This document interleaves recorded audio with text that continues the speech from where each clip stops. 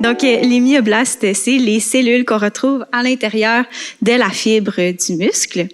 Ce qui est intéressant, c'est que ça peut être utilisé comme traitement universel pour des dystrophies musculaires. Donc, la dystrophie musculaire, c'est une maladie qui affecte les muscles. On peut voir ici qu'il en existe différents types.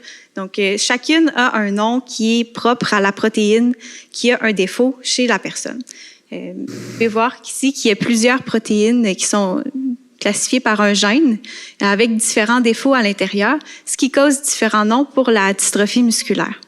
Ces dystrophies-là sont causées vraiment par une mutation qui existe dans le gène, donc un défaut dans la fabrication.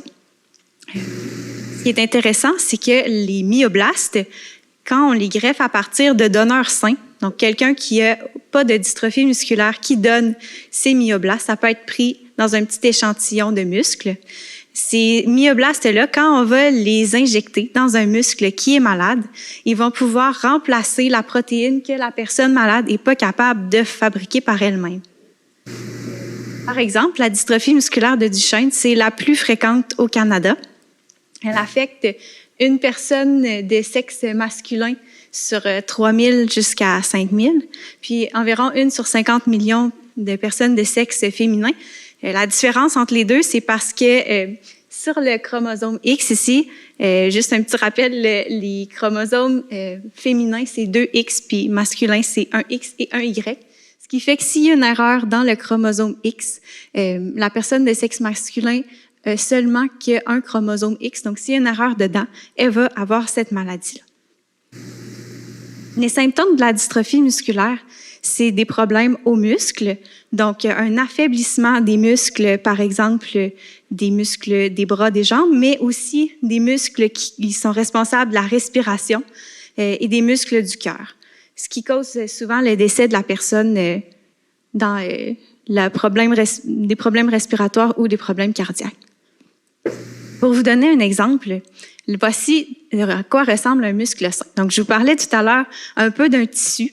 On peut voir que chacune des fibres ici sont bien assemblées, donc un beau tissage net, un beau tricot. Lorsqu'on est atteint de dystrophie musculaire, le muscle ressemble plutôt à ceci. Donc, on peut voir des cellules, des fibres musculaires un peu éparpillées. Puis, entre les fibres, on retrouve toutes sortes de choses, dont du gras et d'autres types de cellules qui ne devraient pas se retrouver là habituellement. Ce qui fait que le muscle ne peut pas travailler et forcer, faire des contractions efficaces, puisque le tissu ne peut pas bien forcer.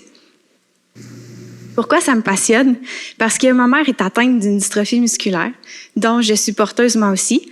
Ma tante est aussi atteinte de cette maladie-là.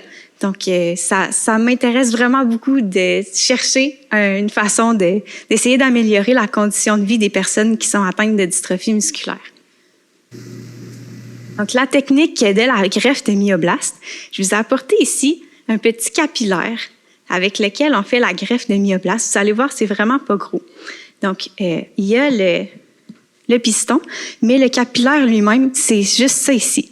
Donc, avec cette toute petite chose, je ne sais pas si on le voit bien dans la caméra, mais avec ce tout petit capillaire-là, on va le remplir d'une solution liquide qui contient les myoblastes qui ont été greffés. Qui vont être greffés. On l'aspire avec le piston ici, comme une seringue finalement. Puis, on va aller ensuite injecter comme avec une seringue chez la personne.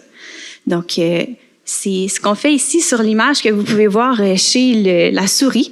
Donc, on a la patte de souris juste ici dans laquelle on fait notre greffe. Comment ça fonctionne? C'est qu'on va percer la fibre musculaire qui va essayer de se réparer.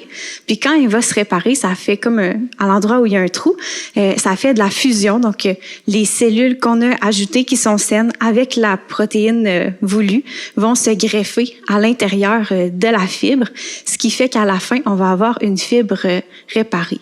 Donc, on a ici en rouge la dystrophine qu'on peut voir qui a été restaurée avec les petits noyaux. Puis, il y a différents avantages et inconvénients de la technique, mais ce que je veux que vous reteniez de la technique, c'est que c'est une technique qui a du potentiel, puis malgré que ça peut sembler invasif d'injecter chez quelqu'un, c'est une technique qui gagne encore à être étudiée. Donc, Je vais remercier mon labo.